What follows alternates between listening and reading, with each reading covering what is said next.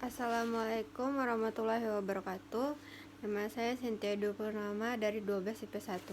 Di sini saya akan menjelaskan tentang konflik sosial. Nah, yang pertama itu pengertian konflik.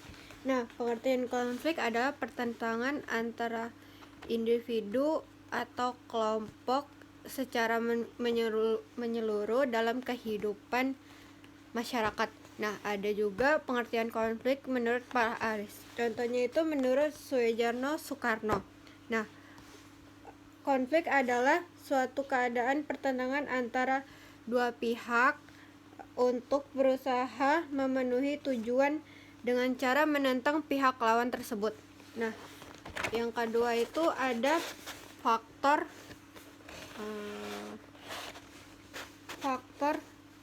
penyebab konflik. Nah, faktor penyebab konflik yang pertama itu perbedaan individu. Nah, yang kedua itu perbedaan kepentingan. Dan yang ketiga itu perbedaan latar belakang kebudayaan. Dan yang terakhir itu karena perubahan nilai-nilai yang ekspres dan mendadak dalam itu masyarakat tersebut. Nah, yang ketiga itu ada jenis-jenis konflik. Nah, yang pertama itu ada konflik individu. Ini konflik yang terjadi dengan individu atau kelompok masyarakat tersebut. Yang kedua itu ada konflik antar kelas sosial, yaitu konflik antar kelas sosial yang berbeda. Yang ketiga itu ada konflik sosial. Ini konflik yang terjadi di dalam kehidupan sosial masyarakat. Dan yang terakhir itu ada konflik internasional, yaitu konflik yang terjadi antara dua negara di dunia secara global. Nah, ada pun dampak positif dan negatif. Yang pertama itu dampak positif, yaitu yang pertama itu mengurangi rasa ketergantungan terhadap individu atau kelompok. Nah, yang kedua itu mendorong solidaritas mekanik antar anggota. Dan yang ketiga itu memunculkan kompromi baru yang dikenal dengan integrasi sosial. Nah, yang terakhir itu ada dampak negatif. Nah, dampak negatif yang pertama itu merusak integrasi sosial masyarakat. Yang kedua itu menimbulkan kerusakan harta benda dalam masyarakat. Yang ketiga itu ada menyebabkan trauma secara sosial maupun psikis. Dan yang terakhir itu timbulnya rasa dendam. Nah, contohnya itu contoh dari konflik sosial itu yaitu konflik antara Ukraina dan Rusia. Nah, pada 2014 Presiden Ukraina yang pro Rusia Viktor Yanukovych lengser setelah didemo massa. Nah, Rusia juga merespon dengan aneksasi Crimea, kampanye disinformasi, dukungan terhadap gerakan separatis di perbatasan Ukraina.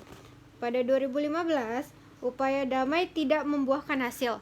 Nah, jadi pada 2015 ini itu antara Ukraina dan Rusia itu tidak membuahkan hasil karena pertentangan tersebut. Karena itu 1,5 juta orang jadi pengungsi internal. Nah, pada 2019 jumlah korban jiwa akibat konflik antara Ukraina dan Rusia itu mencapai 13.000. Nah, aktor komedi Volodymyr Zelensky terpilih jadi presiden Ukraina. Nah, pada 2021 April Rusia memobilisasi 80.000 pasukan ke Crimea dan perbatasan Ukraina. Nah, pada November Presiden Zelensky mengungkapkan rencana kudeta yang melibatkan pihak Rusia. Pada Desember, intelijen Amerika Serikat memperingatkan potensi invasi oleh Rusia secepatnya awal tahun depan dengan perkiraannya 175.000 pasukan. Nah, pada tahun 2022 ini konflik antara Ukraina dan Rusia ini dia semakin parah karena pihak Ukraina ini mau masuk ke NATO, sedangkan NATO itu adalah NATO itu adalah negara-negara yang mendukung Amerika Serikat. Jadi Rusia ini melakukan agresi militer ke negara Ukraina. Nah, sekian presentasi saya. Mohon maaf jika ada kesalahan. Assalamualaikum warahmatullahi wabarakatuh.